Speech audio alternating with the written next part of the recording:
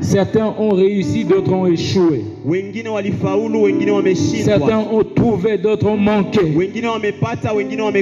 Mais nous nous retrouvons dans ta présence ce soir. Laisse que, oh Dieu, dans ta souveraineté, que tu rencontres les besoins au travers de ce message de tout et chacun de nous. Dans le nom de Jésus. Saint-Esprit de Dieu, glorifie le nom de Jésus dans ce culte, pendant ce moment. En ton nom, Père, je viens de prier ainsi. Amen. Que Dieu te bénisse. Tu peux reprendre ta place. Je veux encore déranger ceux qui sont de ce côté. En tout cas, Mutanisamet. Alléluia. Est-ce qu'il y a quelqu'un qui est là, naye ni mara kwanza yake amekuja, alipokea invitation yetu, et puis leo ulisikia ukuye tena kujireunir nasi?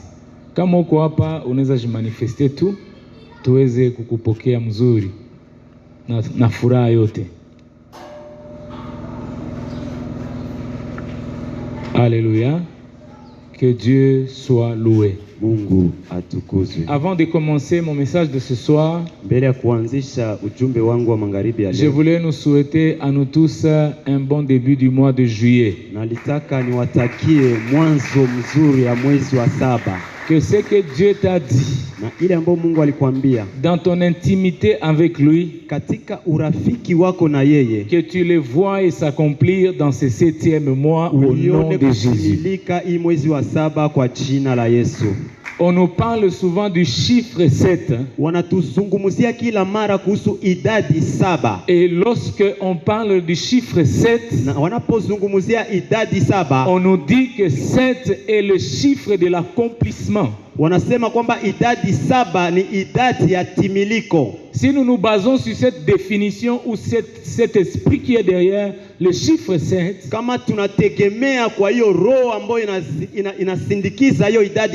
je peux m'autoriser ce soir de proclamer l'accomplissement dans tous les aspects de ta vie au nom de Jésus.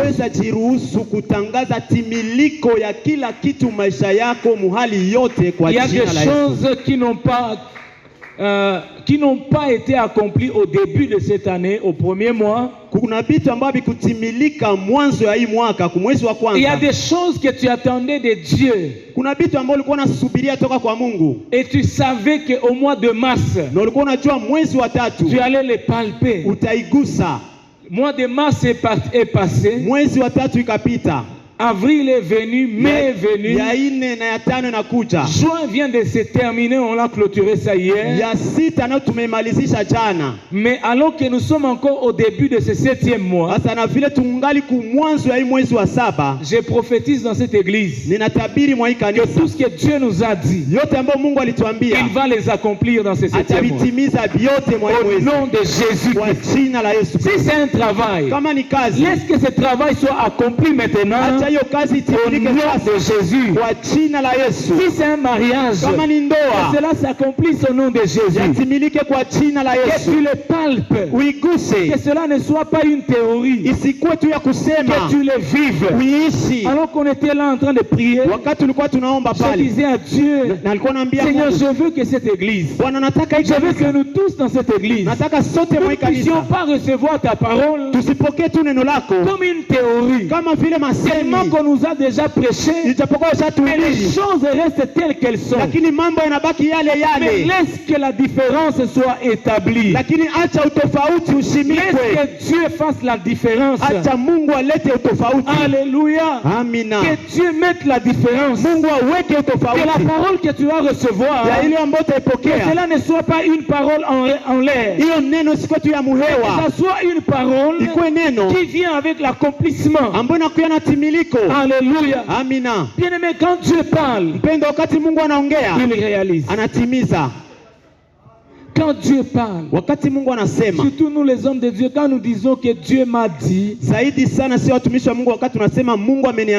vraiment il faut que tu sois sûr, que je sois sûr que c'est réellement Dieu qui a dit. Parce que quand Dieu dit, maana wakati Mungu anasema, on voit les choses arriver. Unaonaka vitu vinatimilika. Alléluia. Amina. Quand Dieu dit, wakati Mungu anasema, on voit la différence. Tunaonaka utofauti S'établir. Inajishimika. Quand Dieu parle, wakati Mungu anasema, la Bible dit, il a dit que la lumière soit. Biblia inasema akasema nuru iwe. La lumière n'a pas attendu. Na nuru haikusubiri. La Bible dit que la lumière fut. Na Biblia inasema nuru ikawa.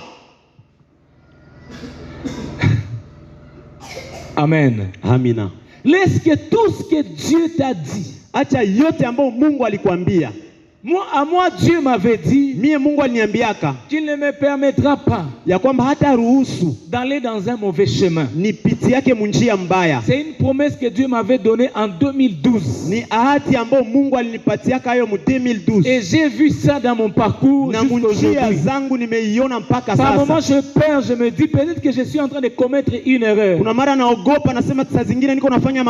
quand je vais prier, je rappelle à Dieu ce qu'il m'avait dit en 2012.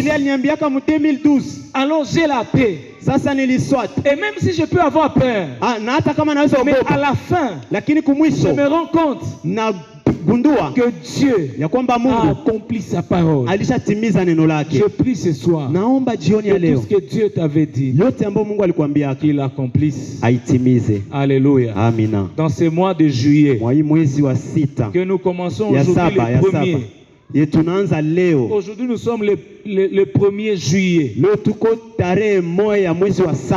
premier jour de l'accomplissement de ta promesse. Qu'il te soit fait selon ta foi. Alléluia. Amina. Et c'est ma prière pour toi. Que Dieu réalise cela.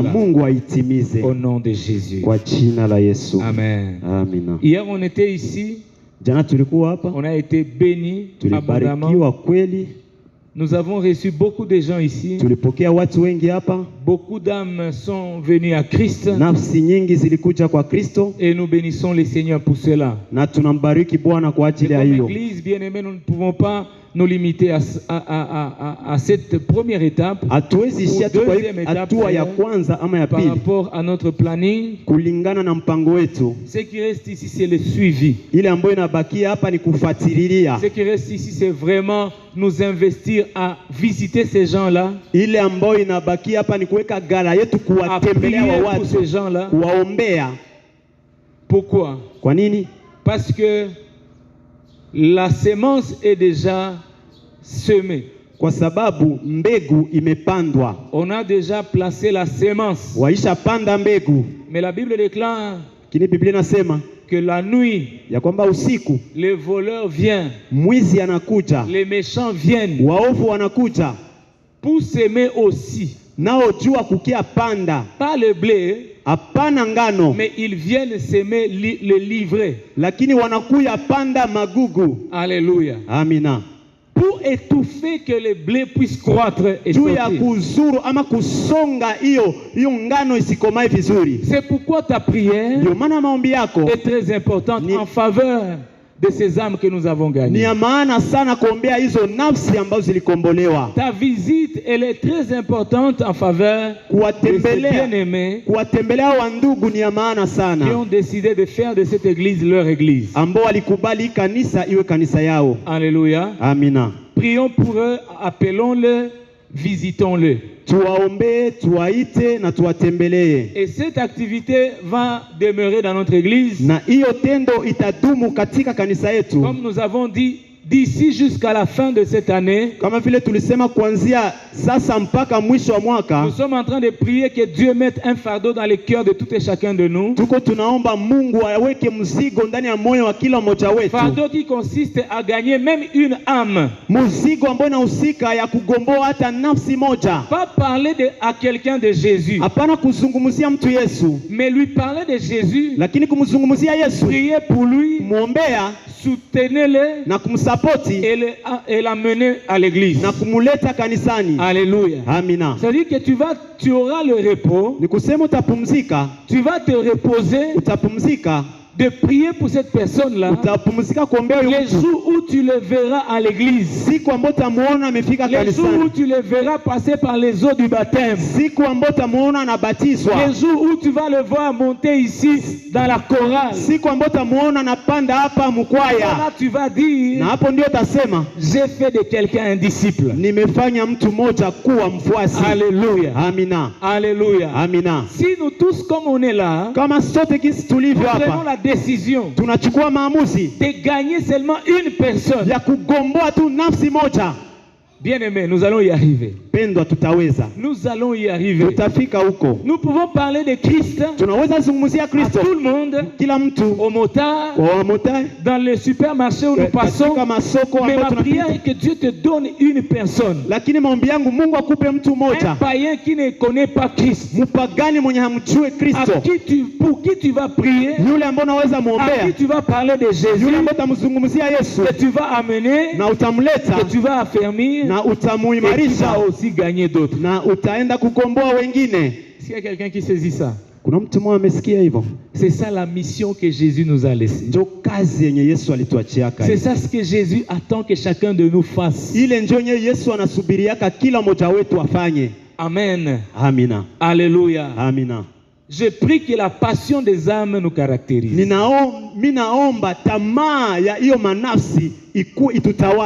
Parce que bien aimé dans le Seigneur, nous arrivons au temps de la fin. Nous sommes en train de vivre le temps de la fin. Ça peut prendre 100 ans, ça peut prendre 200 ans, ça peut prendre 300 ans. Mais tous les signes nous prouvent aujourd'hui que nous sommes entrés déjà dans la phase du temps de la fin. On ne connaît pas combien de temps ça va prendre. On ne connaît pas cette phase à combien de est subdivisé en combien d'années. Mais ce que nous savons, c'est que nous avons commencé déjà cette phase-là. Alléluia. C'est la phase où la Bible nous encourage que celui qui se sanctifie le fasse encore davantage. Amen. C'est la phase où la Bible dit que qui est en train de suer sa robe, suit encore davantage. Alléluia. Amina. Que celui qui est de Dieu se montre réellement qu'il est de Dieu. Et celui qui est de l'autre côté, qu'il montre qu'il est vraiment de l'autre côté. C'est pourquoi dans cette phase, ce qui doit nous caractériser, tout ce que nous pouvons faire, s'il nous arrive d'acheter les instruments, s'il nous arrive d'acheter cette parcelle ici, parce que nous allons l'acheter, s'il nous arrive d'investir, je ne sais, dans les orphelinats,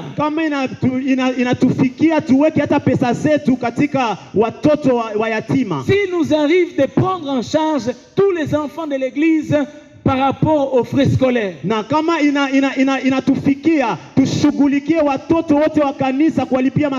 nous arrive de prendre en charge sur le plan de la santé, l'assurance l'assurance, comment on appelle ça, hein? L'assurance santé, voilà. Kama inatufikia tunalipa hata afya, tunashughulikia afya. Que les chrétiens de cette église, s'ils sont malades, au-delà de la prière que nous allons nous allons faire pour eux, mais ils peuvent aussi être soignés gratuitement, parce que cela aussi va arriver. Tout ça, ce sera pour que le royaume de Dieu se répande. Toutes ces actions se feront dans le cadre de l'évangélisation. Alléluia. Alléluia. C'est pour que le royaume de Dieu avance encore. Et que partout les gens entendent parler de la bonne nouvelle. Watu wasikie habari njema. Que Dieu nous bénisse. Mungu atubariki. Amen. Amina. Nous sommes en train de parler de si le Fils t'a franchi, tu es réellement libre. Tuko nazungumzia kuhusu kama mwana anakuweka huru, utakuwa huru kweli kweli. Jean chapitre 8. Yohane 8.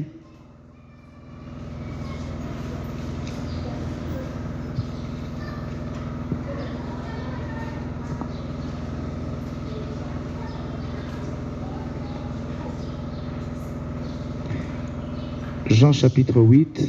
Yohane 8. Nous lisons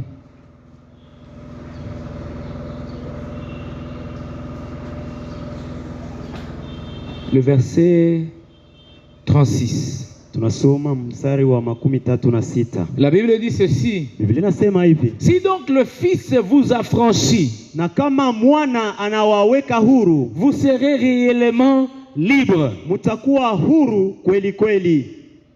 Parole du Seigneur. Neno la Bwana. Nous avons dit que nous sommes dans la semaine d'action de grâce Tulisema kwamba tuko mu wiki wa tendo la shukrani et d'évangélisation. na ya injili.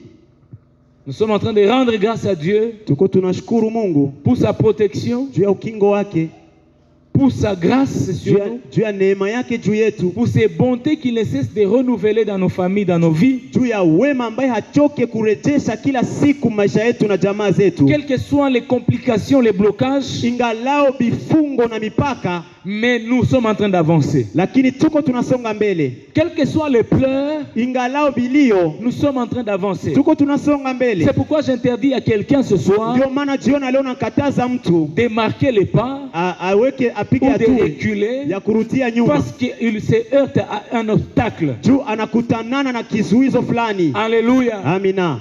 Passe, avance. Sogea mbele. Même s'il y a l'obstacle, Hata kuna kwa kizuizo, même si Jéricho est devant toi, hata Yeriko iko mbele yako, avance. songa mbele. Alléluia. Amina. Alléluia. Amina. Même si tu sens que ça te fait mal, Hata kama unasikia kisi na kuumiza ama na kutesa, n'abandonne pas. usiache, Avance seulement. songa mbele tu. Alléluia. Amina. Avance seulement. Songa mbele tu.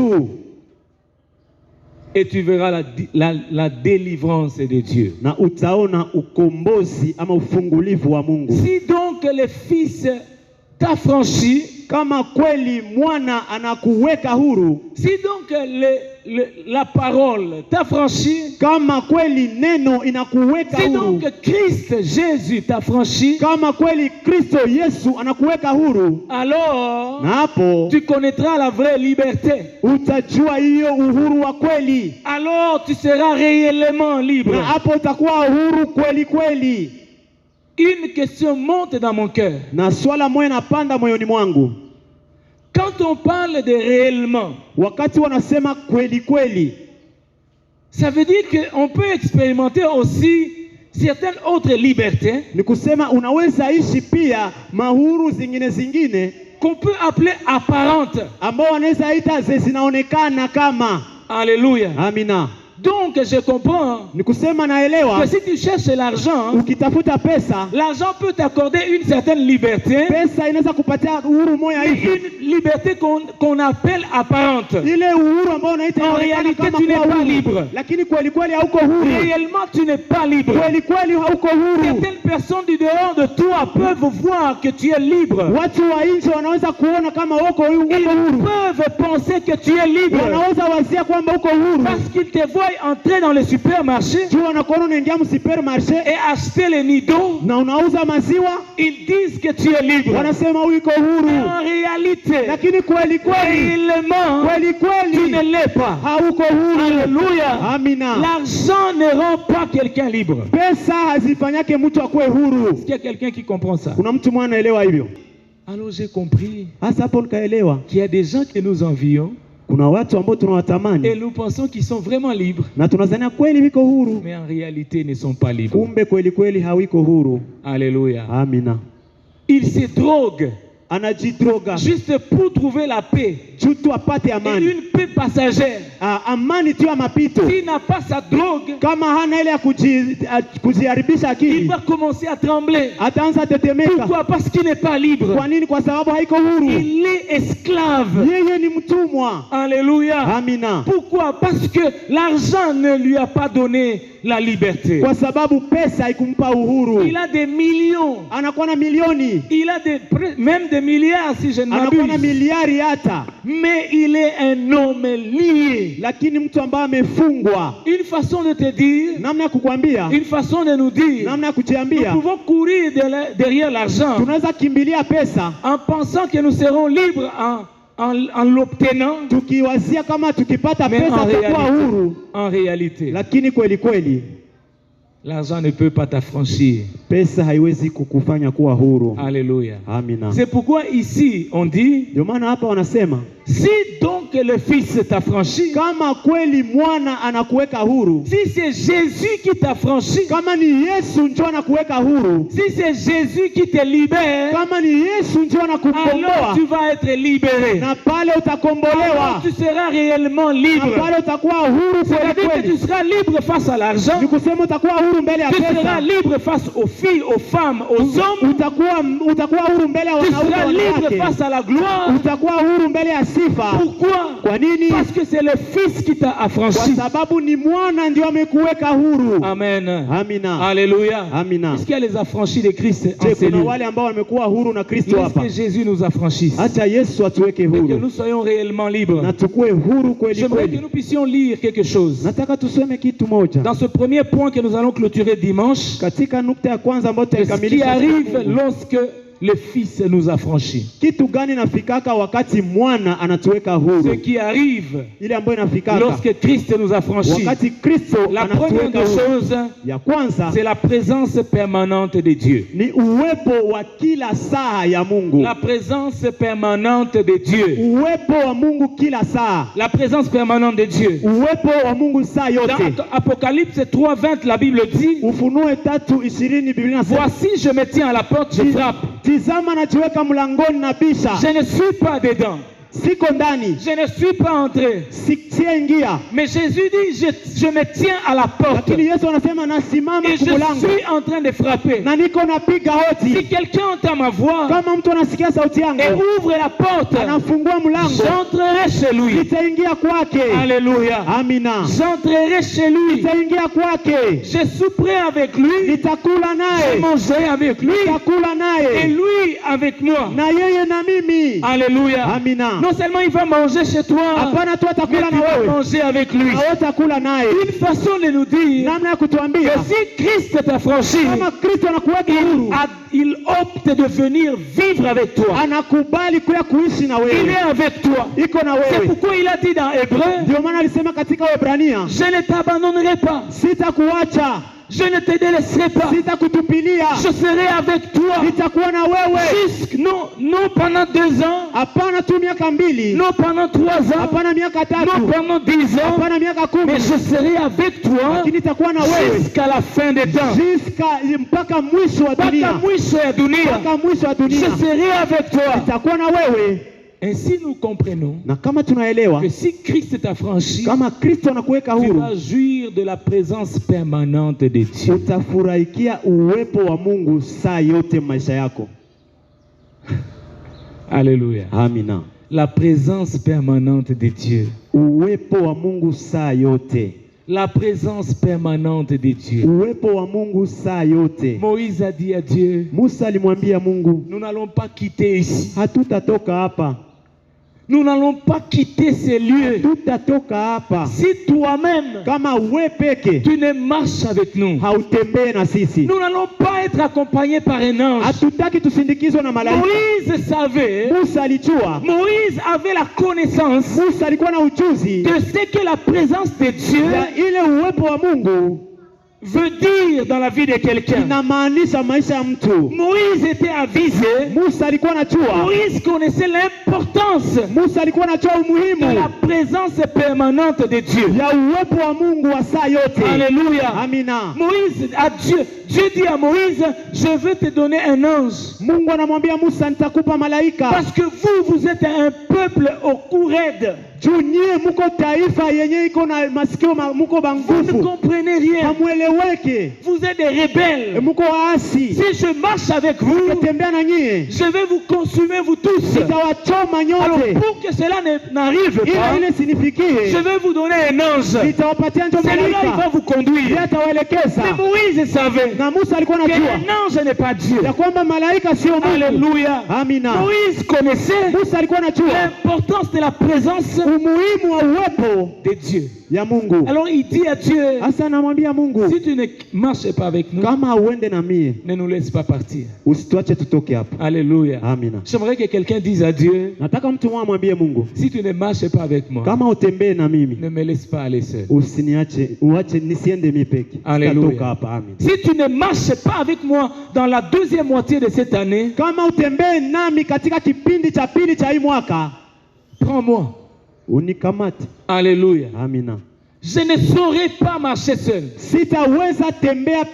Encore moins avec un ange. Je veux que tu sois toi-même.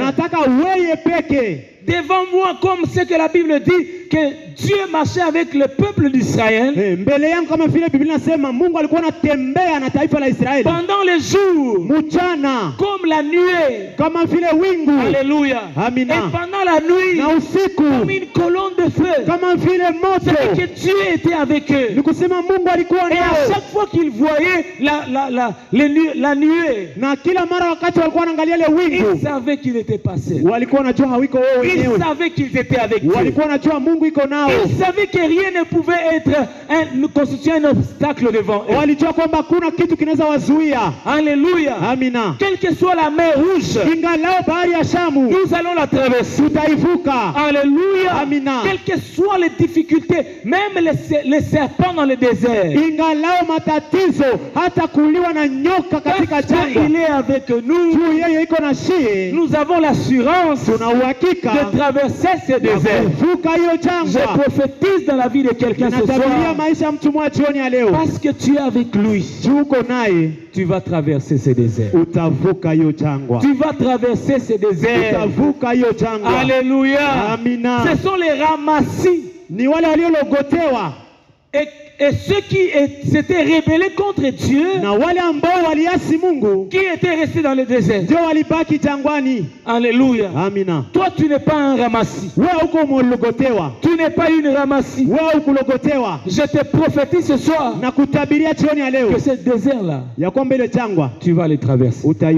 Je prophétise sur moi-même que ce désert, je suis en train de les traverser. Dans le nom de Jésus.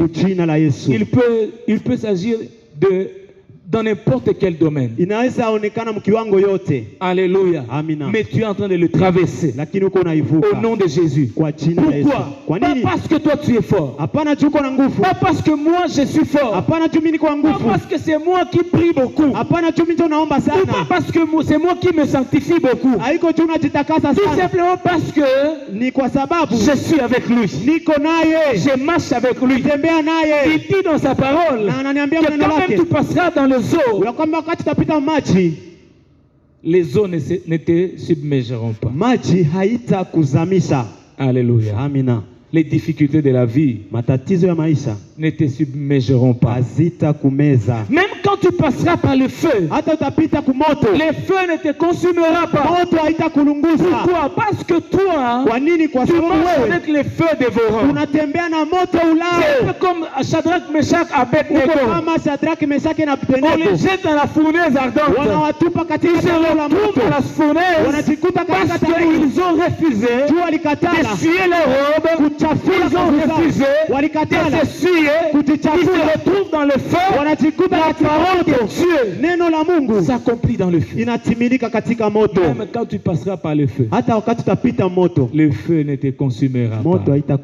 J'ai dit à quelqu'un ce soir, je ne sais pas quel feu que tu traverses. Je ne le connais pas. peut-être que alors que je suis en train de parler même tu sens que tu le vois même au devant de toi. Mais je suis ici pour te dire que tu vas traverser dans ce feu et tu vas glorifier le Seigneur. Alléluia. Amina. Alléluia. Amina. La présence permanente de Dieu. Ce qui arrive encore lorsque nous, le Fils nous a franchis, c'est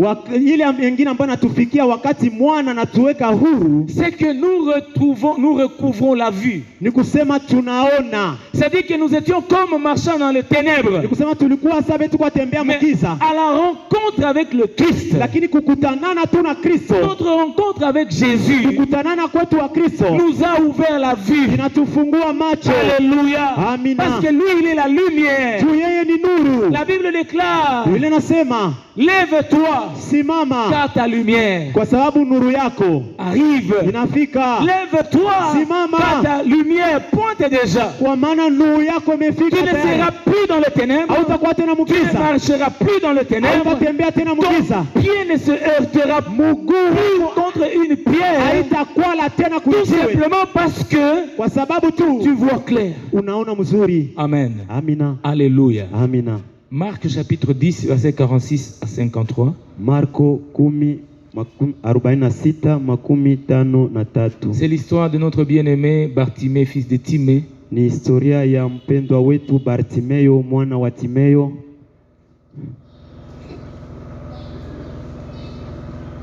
La Bible dit ceci. Biblia inasema hivi. Marc chapitre 10, le verset 46. Marco 10:46. La Bible dit, ils arrivèrent à Jéricho. Et lorsque Jésus en sortit, avec ses disciples et une assez grande foule, les fils de Timée, Bartimée, mendiant aveugle, était assis au bord du chemin. Alléluia. Il était assis où? Au bord du chemin. Il entendit que c'était Jésus de Nazareth. Et il s'est mis à crier, Fils de David, Jésus, aie pitié de moi.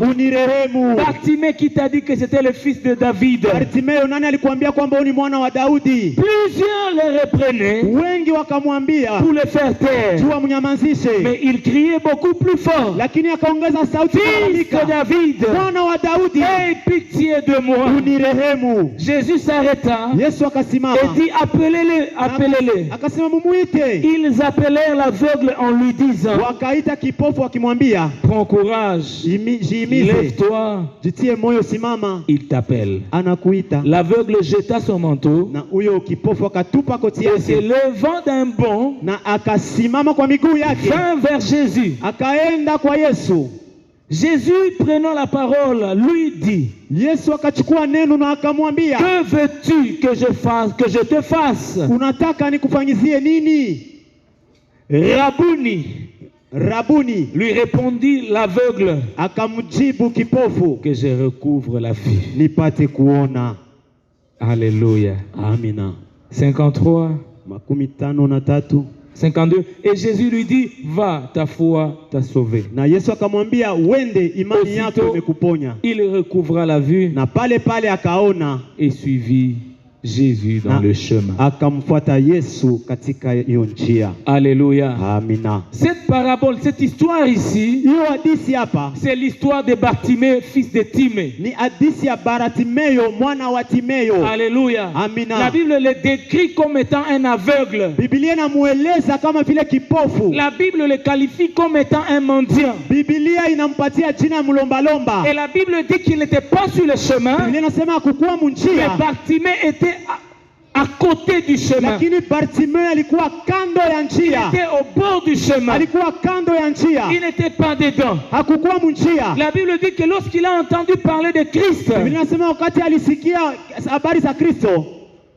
On dirait qu'il avait la révélation. Ni kama vile alikuwa amefunuliwa. Il savait que Jésus alikuwa anajua kwamba Yesu était capable. Alikuwa na uwezo. Alléluia. Amina. Malgré mes difficultés, ingalau matatizo yangu, j'ai des problèmes. Niko na mashida. Il y a beaucoup de choses qui sont impossibles dans ma vie. Kuna vitu mingi haviwezekani. Il y a beaucoup de choses qui me font pleurer. Kuna vitu mingi vinanililisha. Mais Bartimée, je sais. Bartimée mimi najua. Ce qui me fait pleurer. Lile ambalo nililisha. Ne fait pas Jésus pleurer. Haiwezi lilisha Yesu. Alléluia. Amina. Il est vrai que je pleure. Inawezekana kwa ninalia. Je n'ai pas de solution. Kweli sina suluhisho. Il est vrai que ces choses sont impossibles. Inaonekana hivi mais je sais au fond de moi-même que ce qui est impossible à moi-même n'est pas à Jésus. Alléluia. Bartimée connaissait ça. Je suis limité. Je ne peux pas voir. Je ne vois que l'obscurité. Je marche à tâtonnant. Mais je sais. Christ, il a la solution à mon problème. Alléluia. Amina. Je suis venu dire à quelqu'un ce soir, ce qui est impossible à toi ne l'est pas à Jésus. Alléluia. Amina. Ce que tu vois comme impossible devant toi, crois que pour Jésus cela est possible. Alléluia. Amina. C'est pourquoi dans Marc chapitre 1er, le verset 35, la Bible déclare que rien n'est impossible kitu cha kushindikana à Dieu. Kwa Mungu. Alléluia. Amina. Rien hakuna n'est impossible kitu kinashindikana à Dieu. Kwa Mungu. Alléluia. Amina. Si rien n'est impossible à Dieu, kama hakuna cha kushindikana kwa Mungu, la Bible dit aussi, Biblia inasema tena que rien ya kwamba hakuna kitu n'est impossible kinaweza shindikana à celui qui croit. Kwa yule ambaye anaamini. Rien n'est impossible à Dieu. Hakuna kitu kinashindikana kwa Mungu. Rien n'est impossible à celui qui croit. Hakuna kitu cha kushindikana kwa yule ambaye anaamini. Si nous pouvons donner une conclusion à ce syllogisme, kama tunaweza leta ukamili kwa haya mambo mawili, donc celui qui croit ni kusema yule ambaye anaamini iko Mungu. Alléluia. Amina. Donc c'est lui qui croit. Dieu le fait Dieu. De ce qu'il croit. Et comme rien n'est impossible à Dieu, alors rien ne sera impossible si tu crois. Alléluia. Amina. Alléluia. Amina. Alléluia. Amina. Je sais que tu as déjà entendu parler de ça. Je te rappelle seulement que rien n'est impossible à Dieu et rien n'est impossible à celui qui croit. Tu commençais à avoir des doutes dans ça. Mais Dieu nous rappelle que rien n'est impossible à lui. Et Bartimée connaissait ça. C'est pourquoi il a crié à Jésus. Parce qu'il savait que ce qui lui était impossible ne l'était pas pour Jésus. Et ce qui m'intéresse ici, c'est que Jésus demande qu'on l'appelle. On appelle Bartimée et Jésus lui dit, il y a beaucoup de choses que nous pouvons sortir, beaucoup de leçons que nous pouvons sortir de ce passage ici que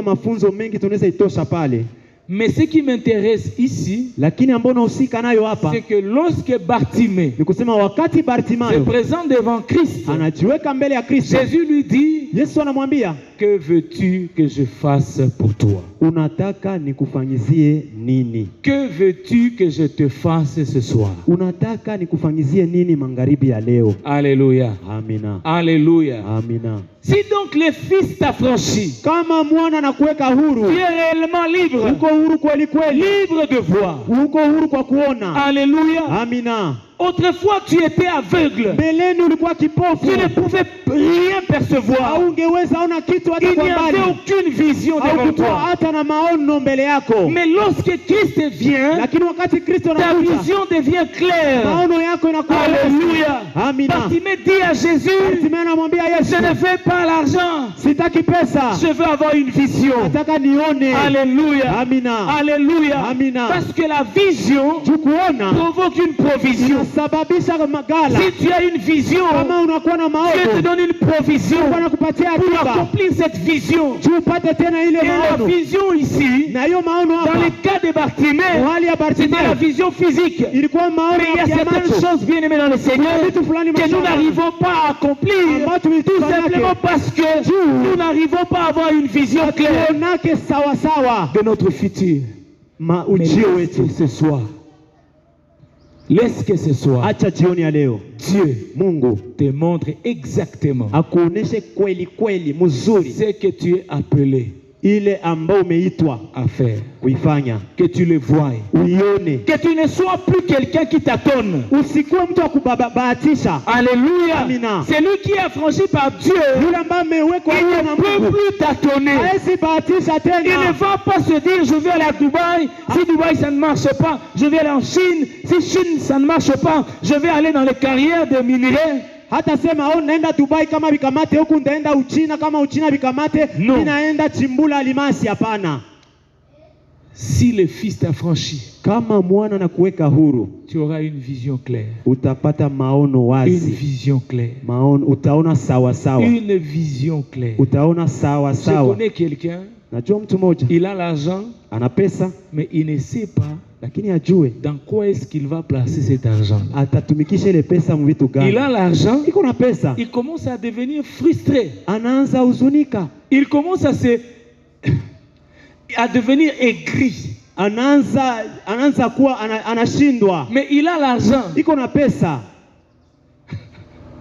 Quelqu'un me demande, mais il a l'argent comment? C'est qu'il fait quelque chose.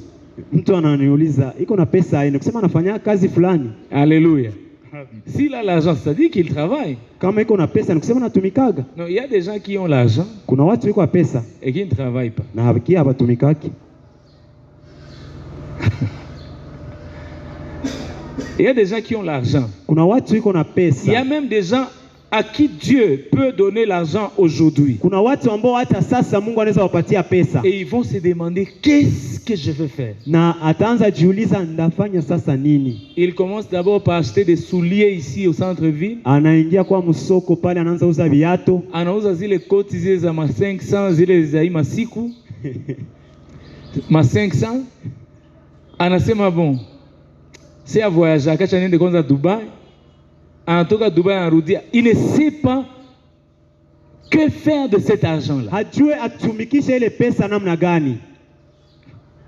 J'ai pris que tu ne sois pas parmi ces gens-là. Ninaomba usiwe miongoni mwa hao watu. Que Dieu t'ouvre les yeux. Mungu akufungue macho. Que Dieu te montre clairement. Mungu akuoneshe wazi wazi ce que tu es appelé à faire. Ile ambayo umeitwa kuifanya. Alléluia. Amina. Bien-aimé, le développement et la réussite. Mpendwa, kusitawi ni kufaulu. Le développement et la réussite. Kusitawi inakuwa commence quand? Kusitawi na kufaulu inaanzaka saa gani? Quand on a découvert. Inaanzaka wakati umegundua son domaine. Son domaine. Kazi ama kazi. Son domaine de prédilection. Kazi yako ya ujio ya kesho. C'est pourquoi Dieu t'a créé. Ndio maana Mungu alikuumba. Quand tu découvres ce pourquoi Dieu t'a créé. Wakati unagundua kwamba kwa nini Mungu alikuumba. Alléluia. Amina. Là tu commences à t'investir. Pale unaanza kabisa kujitajirisha. Dans ce que tu sais toi-même. Mubile bi unajua wewe peke. Que moi je n'ai pas été appelé dans la politique. Ya kwamba mimi sikuitwa moi je n'ai pas été appelé à être militaire. Mimi sikuitiwaka juu ni kuwa askari. Moi je n'ai pas été appelé à être commerçant. Mimi sikuitiwaka niwe mchuruzi. Moi j'ai été appelé à être enseignant de l'école. Nilitiwa juu nikuwe mwalimu wa école primaire wa kidato kidogo. Quelqu'un peut minimiser ça. Mtu mwanaweza isarau.